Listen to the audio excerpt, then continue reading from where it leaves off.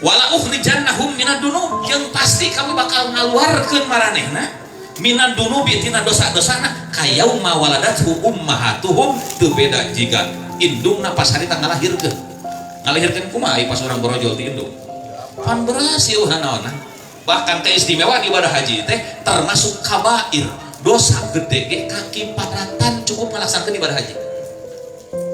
Urang mun diurang ibadah naon wae oge dosa gede mah teu. Naon sababna? Dosa gede mah hayang dikiparatan ngabutuhkeun kana syarat nyata tobat teh.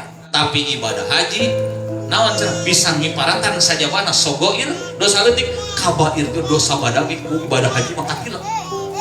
Saking ku istimewaan ibadah haji di kitu mata kudu kabita teh gitu.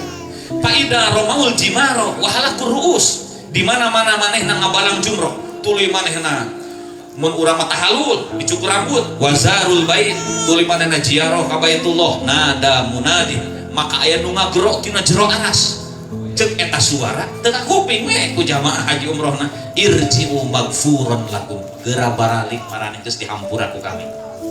Mata itu pantas lawan balik itu sok hararampa banget, sok rada bercahaya gitu ngan kadia poek deui nyameureun ka celeng deui.